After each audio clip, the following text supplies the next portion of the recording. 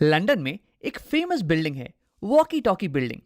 अब walkie talkie एक type का फोन होता है जिसकी तरह दिखती है ये बिल्डिंग, और इसलिए इसे हम वॉकी टॉकी बुलाते हैं। अब देखो, ये जो बिल्डिंग है ना, ये फेमस है अपनी आसपास की चीजों को जलाने के लिए। इसने एक दिन अपने सामने की दुकान की डोरमैट को ही जला दिया, और एक दिन इसके सामने एक कार पार्क थी और उसके शीशे को इसने पिघला दिया। अब तुम सोच रहे होगे कि ऐसा ये कैसे कर पा रही है। तो ऐसा ये कर पा रही है अपने शेप के कारण। अब इसे समझने के लिए हम बात करने वाले हैं कर्व्ड मिरर्स के बारे में। कर्व्ड मतलब कि मुड़ी हुई मिरर्स। अब देखो, तुमने अक्सर देख रखा होगा कि फ्लैट मिरर्स क्या होती हैं। ये तो तुम्हारे घर में भी होगा, लेकिन अगर तुम इसे आगे की तरफ मोड़ दो कुछ ऐसे, तो तुम्हें एक टाइप की कर्व्ड मिरर मिल जाएगी। या फिर तुम अगर इसे पीछे की तरफ मोड़ दो ऐसे, तो तुम्हें दूसरी टाइप की कर्व्ड मिरर मिल जाएगी। इस वीडियो में हम बात करने वाले हैं इस आगे की तरफ मुड़ी हुई कर्व्ड मिरर्स के बारे में, और इसे हम बुलाते हैं कॉनकेव मिरर। और कॉनकेव इसलिए क्योंकि इसकी जो रिफ्लेक्टिंग साइड है ना, ये वाली साइड, ये देखो, ये केव बना रही है, एक गुफा की तरह दिख रही है हमें। अब इस कनकेव मिरर के बारे में डिटेल में बात करने से पहले आओ प्लेन मिरर की एक प्रॉपर्टी को याद कर लेते हैं। तो यहाँ पे मेरे पास है एक प्लेन मिरर, और इसकी जो राइट साइड है ये इसकी रिफ्लेक्टिंग साइड है, और इसकी पीछे वाली साइड, लेफ्ट वाली साइड, इसे मैंने पॉलिश कर रखा है। तो प्रॉपर्टी ये कहती है कि अगर एक प्लेन मिरर पे पैरेलल रेस इंसिडेंट हो कुछ ऐसे, तो ये रिफ्लेक्शन के बाद ये पैरेलल ही रिफ्लेक्ट करने वाले हैं, पैरेलल ही जाने वाले हैं वापस। अब अगर तुम्हें ये याद नहीं आ रहा हो कि ऐसा कैसे होता है, तो आओ लॉस ऑफ रिफ्लेक्शन का इस्तेमाल करके इसे समझ लेते हैं। तो देखो, लॉ ऑफ रिफ्लेक्शन कहता है कि एंगल ऑफ इंसिडेंस ये बराबर होना चाहिए एंगल ऑफ रिफ्लेक्शन के। तो ये हो गई मेरी इंसिडेंट रे, और ये मिरर पे इस पॉइंट पे इंसिडेंट है। अब देखो, पॉइंट ऑफ इंसिडेंट पे मैं सबसे पहले एक नॉर्मल ड्रॉ करने वाला हूं। नॉर्मल मतलब कि एक लाइन जो कि परपेंडिकुलर हो मिरर के सरफेस पे at the point of incidence. अब मैंने ऐसे ही बाकी दोनों रेस के लिए भी नॉर्मल ड्रॉ कर रखा है। अब देखो, नॉर्मल और इंसिडेंट रे, इन दोनों के बीच में जो एंगल होता है इसे हम कहते हैं एंगल ऑफ इंसिडेंस। अब यहां पे तो तुम्हें दिख रहा होगा कि नॉर्मल और ये इंसिडेंट रे, ये दोनों ही एक दूसरे पे ओवरलैप कर रहे हैं, यानी कि इन दोनों के बीच में एंगल ये तो जीरो होने वाला है। अब यानी कि एंगल ऑफ इंसिडेंस ये हो गया जीरो, तो एंगल ऑफ रिफ्लेक्शन ये भी होना चाहिए जीरो। यानी कि ये रे बिल्कुल ऐसे ही इसी के ऊपर रिफ्लेक्ट कर जाने वाली, ऐसे ये रिट्रेस करने वाली है अपने पाथ को, और ऐसे ही ये दोनों रेस भी अपने पाथ को रिट्रेस करने वाली हैं। तो रिफ्लेक्टेड रे ये कुछ ऐसी दिखने वाली है। तो अगर तुम केवल रिफ्लेक्टेड रेस पे फोकस करो तो तुम्हें दिखेगा कि रिफ्लेक्टेड रेस भी एक दूसरे के पैरेलल ही हैं। तो यानी कि प्लेन मिरर के केस में अगर पैरेलल रेस इंसिडेंट हो तो रिफ्लेक्शन के बाद भी ये पैरेलल ही जाती हैं। अब आओ देखते हैं कि कनकेव मिरर के केस में क्या होता है। अगर मैं कनकेव मिरर पे पैरेलल रेस को इंसिडेंट करवाऊं तो वो कैसे रिफ्लेक्ट करती हैं। लेकिन आओ इसके पहले मैं तुम्हें ये दिखा दूं कि कॉनकेव मिरर दिखती कैसे है। तो इसके लिए मैंने यहाँ पे बना लिया है एक 3D प्लेन मिरर। वैसे तो मैंने पूरी कोशिश की है एक अच्छी डायग्राम बनाने की।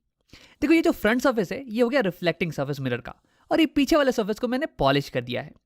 अब मैं इस मिरर को मोड़ने वाला हूं आगे की तरफ ऐसे, एक चम्मच के शेप में कुछ ऐसे। ये देखो, ये हो गया चम्मच का हैंडल। वैसे इस पे अभी हम फोकस नहीं करते हैं। हाँ, तो देखो, क्योंकि मिरर का ये आगे वाला पोर्शन ये रिफ्लेक्टिंग सर्फेस था, और मैंने इसे आगे की तरफ बेंड किया है ना, तो इसलिए अब ये जो चम्मच है इसका अंदर वाला पोर्शन ये हो जाएगा रिफ्लेक्टिंग, और इसका बाहर वाला पोर्शन ये हो जाएगा पॉलिश्ड सरफेस।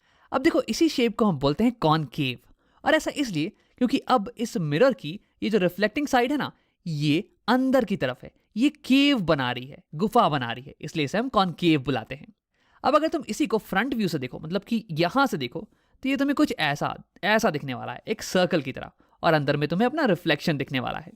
अब इसी को अगर तुम साइड से देखो, जैसे कि हम देख रहे हैं, लेकिन एकदम साइड से देखो, तो ये कुछ ऐसे शेप पे दिखने वाली है। अब फिजिक्स में हम अक्सर बात करने वाले हैं कॉनकेव मिरर्स की। अब हमेशा ऐसा अच्छा सा डायग्राम बनाना ये तो बहुत ही समय ले लेगा ना यार, तो इसलिए मैं शॉर्ट में ये डायग्राम बना के तुम्हें दिखाने वाला हूं। तुम हमेशा समझ जाना कि ये डायग्राम मतलब कॉनकेव मिरर है, और ऐसा इसलिए क्योंकि रिफ्लेक्टिंग साइड ये एक केव बना रही है, गुफा बना रही है। अब आओ अपने ओरिजिनल चीज पे वापस आते हैं। हमने लिया था एक फ्लैट मिरर, और जब हमने इस पे पैरेलल रेस इंसिडेंट करवाई थी तो ये रिफ्लेक्शन के बाद पैरेलल ही वापस आ रही थी। अब फिर हम ये पूछ रहे थे कि अगर मैं कॉनकेव मिरर पे अगर पैरेलल रेस को इंसिडेंट करवाऊं तो ये रिफ्लेक्शन के बाद कहां जाने वाली हैं। तो देखो, इसके लिए भी हम इस्तेमाल करने वाले हैं लॉस ऑफ रिफ्लेक्शन का। एंगल ऑफ इंसिडेंस ये बराबर होगा एंगल ऑफ रिफ्लेक्शन के। तो ये हो गई मेरी एक इंसिडेंट रे, और ये मिरर पे इंसिडेंट है इस पर्टिकुलर पॉइंट पे। तो देखो, इस पॉइंट पे मैं नॉर्मल को ड्रॉ कर दूंगा, मतलब कि परपेंडिकुलर को, और फिर एंगल ऑफ इंसिडेंस ये पता कर लूंगा। लेकिन देखो, ये पार्ट, ये तो कर्व्ड मिरर है ना यार। अब कर्व्ड मिरर पे परपेंडिकुलर ये कैसे ड्रॉ करते हैं? तो देखो मैं क्या करने वाला हूं कि इस छोटे से हिस्से को, मिरर के इस छोटे से हिस्से को मैं एक स्ट्रेट लाइन मान लेने वाला हूं, एक स्ट्रेट लाइन ऐसे, और उसके बाद मैं इस पे परपेंडिकुलर ड्रॉ कर देने वाला हूं। देखो वैसे तो ये वाला हिस्सा ये भी कर्व्ड पार्ट है, लेकिन क्योंकि एक बहुत ही छोटा हिस्सा है पूरे मिरर का, इसलिए मैं इसे एक स्ट्रेट लाइन मान सकता हूं। जैसे कि देखो तुम्हारी धरती, ये भी तो राउंड है ना, ये भी तो कर्व्ड है, लेकिन अगर तुम जमीन पे खड़े हो तो तुम्हें अपने आसपास की रीजन ये फ्लैट दिखाई देने वाली है। और ऐसा इसलिए क्योंकि तुम्हारे आसपास की रीजन ये बहुत ही छोटा हिस्सा है पूरी बड़ी धरती का, और इसलिए इसे हम फ्लैट मान सकते हैं। तो देखो वैसे मैंने यहाँ पे नॉर्मल को ड्रॉ कर दिया है, और ये हो गई एंगल ऑफ इंसिडेंस। अब इतने ही एंगल से यहाँ पे रिफ्लेक्ट हो जाने वाली है ये रे। तो यहाँ मैंने रिफ्लेक्टेड रे को ड्रॉ कर लिया है। हाँ, अब इस रे की बात करते हैं। ये रे इंसिडेंट है इस पॉइंट पे। सिमिलरली मैं इस छोटे से पार्ट को फ्लैट मान लेने वाला हूँ, स्ट्रेट लाइन मान लेने वाला हूँ, और फिर यहाँ पे मैं ड्रॉ करने वाला हूँ नॉर्मल को, यानी कि परपेंडिकुलर।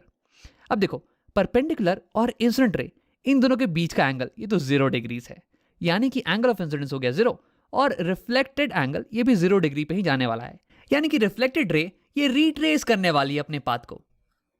तो ये मैंने बना दी रिफ्लेक्टेड रे। अब देखो इसकी बात करते हैं, इस रे की। ये रे इंसिडेंट है इस पॉइंट पे, ये इसे मैंने मान लिया फ्लैट लाइन, स्ट्रेट लाइन, और यहां मैंने ड्रॉ कर दी एक नॉर्मल। ये हो गई एंगल ऑफ इंसिडेंस। अब इतने ही एंगल से रिफ्लेक्ट हो जाएगी रे, तो ये मैंने बना दी रिफ्लेक्टेड रे।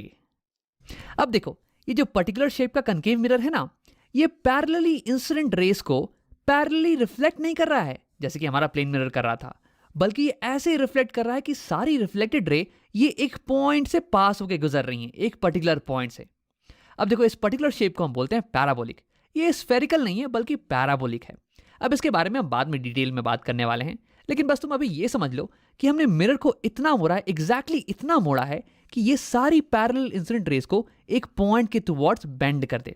अब यहाँ पे अगर और भी ज्यादा रेस होती ना, ये मैंने कुछ दिखा रखा और रेस को, तो ये सारी रेस इस पॉइंट के थ्रू पास करती। अब देखो इस पर्टिकुलर चीज को हम इंग्लिश में एक वर्ड बोलते हैं।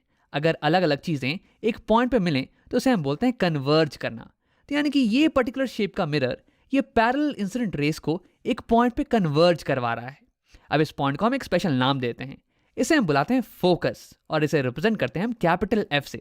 और ऐसा इसलिए क्योंकि ये मिरर इंसिडेंट रेस को इस पॉइंट पे फोकस करवा रहा है। सोचो कि इस पॉइंट पे कितनी ज्यादा ब्राइटनेस होने वाली है, क्योंकि ये सारी लाइट ये इस पॉइंट में ही तो पड़ रही है, और यहाँ पे कितना ज्यादा हीट होने वाला है। तो देखो अब हम इसकी मदद से हम अपने ओरिजिनल प्रॉब्लम को आंसर करने के लिए तैयार हैं कि हमारी जो बिल्डिंग थी ना, ये वाली वॉकी टॉकी बिल्डिंग, ये अपने आसपास की चीज़ों को जला क्यों देती है। तो इससे पहले कि मैं तुम्हें आंसर बताऊं, क्यों ना तुम वीडियो को एक बार पॉज करो और इसे खुद से पता करने की कोशिश करो। अब अगर तुमने ट्राई कर लिया है तो आओ देखते हैं। देखो सबसे पहली बात तो ये कि जो बिल्डिंग का जो फ्रंट सर्फेस है ना, ये ग्लास का बना हुआ है। देखो तुम्हें दिख रहा होगा कि ये ट्रांसपेरेंट है और उसके पीछे की चीज़ें तुम्हें दिख रही होंगी। तो देखो ग्लास ये लाइट रेस को थोड़ा बहुत रिफ्लेक्ट करता है। अगर ये मिरर का बना हुआ होता तब तो ये सारी लाइट रेस को ऑलमोस्ट रिफ्लेक्ट कर देता, लेकिन देखो ग्लास भी थोड़ी बहुत लाइट रेस को रिफ्लेक्ट करता है। और क्योंकि ये बिल्डिंग बहुत ही बड़ी है ना, तो इसलिए थोड़ी थोड़ी लाइट रेस भी बहुत ज़्यादा हो जाने वाली हैं। अब देखो दूसरी चीज़ ये कि ये बिल्डिंग का जो फ्रंट पार्ट है इसका शेप देखो ये कर्व्ड है, ये स्ट्रेट नहीं है बल्कि ये कर्व्ड है हमारे चम्मच की तरह, यानी कि थोड़ा बहुत ये इस कनकेव मिरर की तरह शेप्ड है। अब देखो इससे होगा क्या कि जो भी लाइट रेस इस पे इंसिडेंट होने वाली है, ऐसे सन की लाइट रेस, ये रिफ्लेक्ट करने के बाद ये एक पॉइंट पे ही कन्वर्ज करने वाली हैं, एक पॉइंट पे ये फोकस होने वाली हैं। और क्योंकि ये बहुत ही बड़ी बिल्डिंग है ना, तो यानी कि ये बहुत सारी सनलाइट को यहाँ पे फोकस कर देने वाला है। तो क्या होगा कि इस पॉइंट पे बहुत ज़्यादा गर्मी होगी, बहुत ज़्यादा इंटेंसिटी की लाइट होने वाली है, और इसलिए जो भी चीज़ इस पॉइंट पे रखी होगी वो जल जाने वाली है। और इसलिए हमारी ये जो बिल्डिंग है ना, ये आसपास की चीज़ों को जला देती है। अब यहाँ पे हमने अपना सवाल तो सॉल्व कर लिया है, लेकिन मैं एक छोटी सी चीज़ तुम्हें बताना चाहूँगा। देखो यहाँ पे जब मैंने सनरेज को बनाया था ना, तो मैंने उन्हें पैरेलल दिखाया था। अब तुम्हारे दिमाग में एक सवाल उठ सकता है कि राम, सनरेज पैरेलल कब से होने लगी? देखो जब भी हम सनरेज बनाते थे तो सन से निकलने वाली रेस ये तो एंगल पे निकलती है ना, तो ये पैरेलल कैसे हो गई? देखो तुम्हारा सवाल बिल्कुल ही सही है, लेकिन देखो इस केस में हमारे बिल्डिंग पे जो रेस पड़ रही है ना, सन की रेस, उसे हम ऑलमोस्ट पैरेलल मान सकते हैं। आप इसे समझते हैं। ये मैंने इसे थोड़ा सा डिम कर दिया है। ये मान लो कि एक छोटी सी कनकेव मिरर है और ये सन के बहुत ही पास है। अब देखो ये जो टॉप मोस्ट रे है इस मिरर पे और ये जो बॉटम मोस्ट रे है, इन दोनों के बीच की एंगल, ये तो बहुत ही बड़ी एंगल तुम्हें दिख रही होगी। ऑलमोस्ट अगर हम देखें तो ये अराउंड 20-30 डिग्रीज का एंगल होने वाला है। लेकिन अगर मैं इस मिरर को बहुत ही दूर ले जाऊं, ये कहीं यहां ले आते हैं इस मिरर को, हाँ, तो इस केस में मिरर पे जो रेस पड़ रही हैं ये मुझे ऑलमोस्ट पैरेलल दिख रही हैं। इन दोनों रेस के बीच में अगर मैं एंगल को नोट करूँ ना, तो ये तो बहुत ही कम एंगल है, ऑलमोस्ट 1 डिग्री या उससे भी कम। अब अगर ऐसे ही करते करते मैं मिरर को और पीछे ले जाऊं, तो इस पे पड़ने वाली रेस के बीच का जो एंगल है ना, ये और कम होता चला जाएगा। तो यानी कि अगर मैं मिरर को ये सन से बहुत ज़्यादा दूर रख दूं, तो उस केस में जो मिरर पे मेरी रेस पड़ रही होंगी उसे मैं ऑलमोस्ट पैरेलल अज्यूम कर सकता हूं। लेकिन तुम सोच रहे होगे कि राम कितना दूर रखना काफ़ी होगा, 1 किलोमीटर या फिर 10 किलोमीटर? तो देखो, मिरर और सोर्स ऑफ लाइट, इन दोनों के बीच में इतनी डिस्टेंस होनी चाहिए कि मिरर की size in comparison to the distance ये बहुत ही छोटी हो जाए। देखो, हमारी मिरर अभी यहाँ इतनी दूरी पे रखी हुई है और मिरर की जो साइज है ये बहुत ही छोटी है in comparison to the distance, और इसलिए ये जो दो रेस है ना, ये हमें ऑलमोस्ट पैरेलल दिख रही है।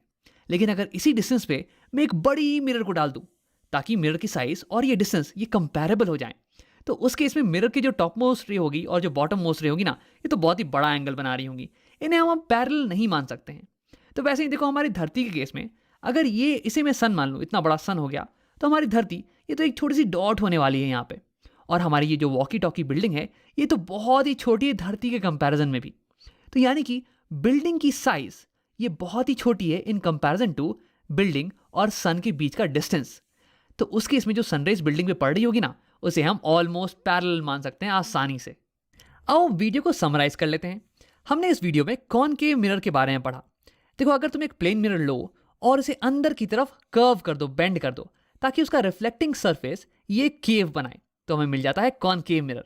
और अगर इस मिरर पे पैरेलल रेस इंसिडेंट हो, तो ये मिरर उसे रिफ्लेक्ट कर देती है ऐसे कि सारी लाइट एक पॉइंट पे फोकस हो जाए। अब इसीलिए हमारी जो वॉकी टॉकी बिल्डिंग है ना, ये आसपास रखी हुई चीज़ों को जला देती है।